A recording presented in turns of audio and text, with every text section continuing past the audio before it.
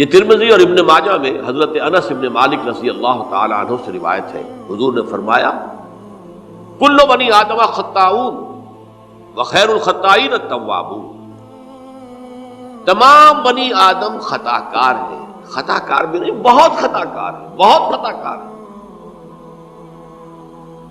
لیکن ان خطا کاروں میں بہتر لوگ وہ ہیں کہ جو خوب توبہ کرتے ہیں، غلطی ہو گئی توبہ کرتے ہیں۔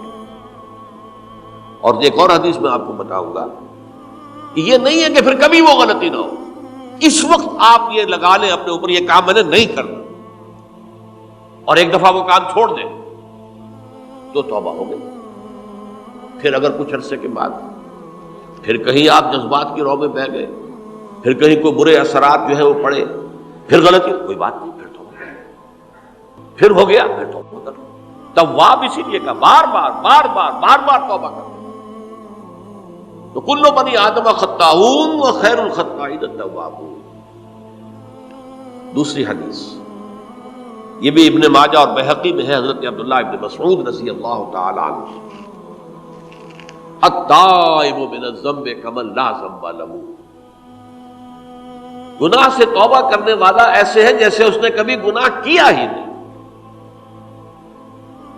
دھل جاتی ہے، تختی دھل گئی، بچے نے تختی لکھی تھی اس کو دھو دیا، ختم ہو گئی۔ ایک حدیث تو پڑھ کر میں بھی چونکا، یہ اصل میں اسلوب ہے بیان کا، بتانے کے لیے کہ تمہارے دلوں کے اندر مایوسی کا غلبہ نہ ہو جائے۔ مایوس اصل میں جو ہے مایوسی یہ ابلیسیت ہے، نوٹ کر لیجئے اس کو۔ مایوسی ابلیسیت کی کا عکس ہے۔ مبلس کہتے کسے؟ جو مایوس ہو گیا۔ ابلیس سب سے بڑھ کر مایوس جو ہے وہ ابلیس ہے، اسے معلوم میرا چھٹکارا تو نہیں ہے، لہذا میں جتنوں کو اپنے ساتھ لے کر جہنم میں جھونک دوں یہی میری کمائی ہے، میں نے تو بچنا نہیں۔ تو ابلیس کہتی ہے اس کو جو انتہائی مایوس، مبلس، جو رحمت خدا بندی سے مایوس ہو چکا۔ اب اس کو دور کرنے کے لیے حدیث سنیے، اور یہ حدیث مسلم شریف کی ہے، صحیحین کے اندر، حضرت ابو ہریرہ سے۔ حضور فرماتے ہیں والذی نفسی بیدہ، قسم ہے اس ذات کی جس کے ہاتھ میں میری جان ہے، لو لم تذنبوا، اگر تم لوگ گناہ نہ کرتے، لذهب اللہ بکم، تو اللہ تعالیٰ تمہیں لے جاتا کہیں اور، وَلَجَاءَ بِقَوْمٍ يُذْنِبُونَ، اور پھر کسی ایسی مخلوق کو پیدا کرتا ہے جو گناہ کرتے، فَيَسْتَغْفِرُوا اللَّهَ، اور پھر وہ اللہ سے استغفار کرتے اور توبہ کرتے، فَيَغْفِرُ لَهُمْ، اور اللہ تعالیٰ انہیں معاف کر دیتا۔ اسی سے ملتی جلتی ایک حدیث ہے، یہ امام احمد اور امام بہقی لائے ہیں، اور اس کے راوی حضرت علی ہے رضی اللہ تعالی عنہ۔ ان اللہ یحب العبد المؤمن المفتن التواب، ان اللہ یحب، اللہ تعالی محبت کرتا ہے اپنے اس بندے سے، العبد المؤمن، جو مومن ہو۔ اس کی ایک اور بڑی پیاری حدیث آئے گی، المفتن التواب، جو بہت فتنوں میں مبتلا ہو جاتا ہو اور پھر بہت توبہ کرتا ہو، مفتن التواب، لیکن ساتھ ہی پلٹتا ہو، رجوع کرتا ہو، پھر اللہ کے حضور میں حاضر ہوتا ہو، پھر معافی مانگتا ہو۔ اللہ تعالیٰ کو اپنا ایسا بندہ بہت پسند ہے۔ اب میں کچھ اور حدیثیں آپ کو سنا رہا ہوں۔ توبہ کا دروازہ دو اعتبارات سے کہا گیا ہے کہ ایک وقت آنے پر بند ہو جاتا ہے۔ ایک حدیث کے تو الفاظ میں نوٹ کر کے نہیں لایا ہوں کہ اللہ تعالیٰ نے توبہ کا ایک دروازہ اتنا چوڑا کھلا رکھا ہوا ہے کہ جس کو عبور کرنا جو ہے وہ سال ہا سال میں ممکن ہو، اور یہ بند نہیں ہوتا جب تک کہ سورج مغرب سے طلوع نہ ہو جائے۔ یہ قیامت کی جو آخری، قریب قیامت کی جو آخری نشانیاں ہیں ان میں سے وہی حدیث میں آپ کو سنا رہا ہوں، عن ابی ہریرہ رضی اللہ تعالی عنہ، اور یہ مسلم شریف کی روایت ہے، من تاب قبل ان تطلع الشمس من مغربها تاب اللہ علیہ، سورج کے مغرب سے طلوع ہونے سے قبل تک جو لوگ توبہ کریں گے اللہ تعالیٰ ان کی توبہ قبول کریں گے. البتہ جب وہ قیامت کی وہ نشانی ظاہر ہو جائے کہ سورج مغرب سے طلوع ہو رہا ہے، اب دروازہ توبہ کا بند ہے. اب اس کے بعد اگر توبہ کوئی کرتا ہے تو اللہ تعالیٰ اس کی توبہ کو قبول نہیں کرے گا. یہ تو اجتماعی سطح پر ہوئی. انفرادی سطح پر عن عبداللہ ابن عمر رضی اللہ تعالی عنہما عن النبی صلی اللہ علیہ وسلم قال ان اللہ عز وجل یقبل توبۃ العبد ما لم یغرغر.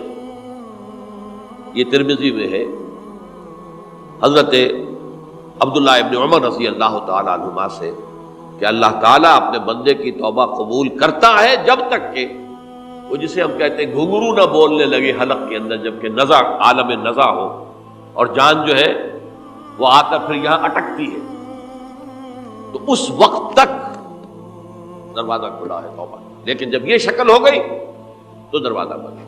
یہ انفرادی سطح پر ہو گیا. جب آپ کے موت کے آثار اتنے واضح ہو گئے کہ اب جا رہے ہیں، اب توبہ کریں گے تو توبہ قبول نہیں ہوگی. اجتماعی سطح پر جب قیامت جو ہے اس کی وہ گھڑی آ گئی کہ سورج مغرب سے طلوع ہو گیا، اب توبہ کا دروازہ بند. ایک اور حدیث ہے جو میں نے بہت مرتبہ اس کا ترجمہ تو آپ کو بہت دفعہ سنایا ہے، آج میں چاہتا ہوں اس کو پورے متن کے ساتھ آپ کے سامنے رکھوں.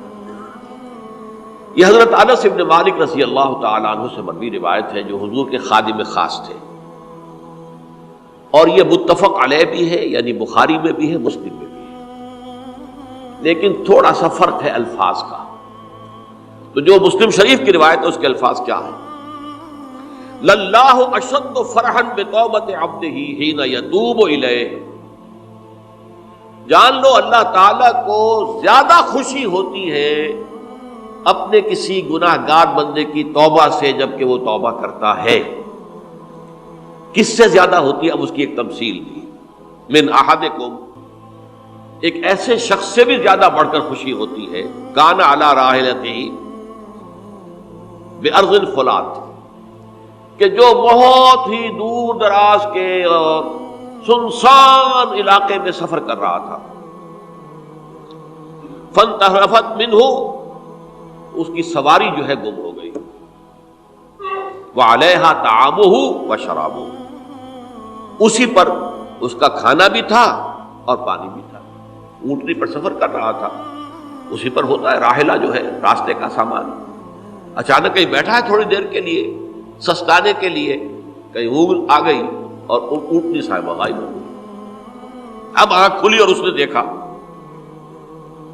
فَأَيَّسَ مِنْهَا، تلاش کر کر کے مایوس ہو گیا، کہیں اونٹنی کا سراغ نہیں. اب ظاہر بات ہے کسی صحرا میں یہ کیفیت، اس کا مطلب کیا ہے؟ یقینی موت. فَأَتَى شَجَرَةً فَاسْتَجَعَ فِي ظِلِّهَا وَقَدْ أَيَسَ مِنْ رَاحِلَتِهِ. تو وہ ایک درخت کے نیچے اس کے سائے میں آ کے لیٹ گیا، گویا کہ موت کی امید. فَبَيْنَهُمَا وَهُوَ كَذَلِكَ إِذْ هُوَ بِهَا قَائِمَةٌ عِندَهُ. اس کی کہیں دوبارہ آنکھ لگی ہے، جو کھولا تو دیکھتا ہے اونٹنی تو موجود ہے، کھڑی ہے. تو وہ فوراً اس کی وہ جو رسی ہے وہ پکڑتا ہے. فَأَخَذَ بِخِتَامِهَا ثُمَّ قَالَ مِنْ شِدَّةِ الْفَرْقِ. اب جو اسے مسرت ہوئی اس کا آپ اندازہ کر سکتے ہیں. ایک یقینی موت کا معاملہ آ چکا تھا اور اچانک اللہ تعالیٰ نے وہ کھوئی ہوئی اونٹنی جو ہے وہ واپس دلا دی. تو وہ کہنا تو یہ چاہتا تھا اللہ تو میرا رب ہے، میں تیرا بندہ ہوں، لیکن جسے ہم کہتے ہیں کہ خوشی کی انتہا فرط مسرت میں ایسی زبان لڑکھڑائی، اس نے کہا اللہم انت عبدی وانا ربک.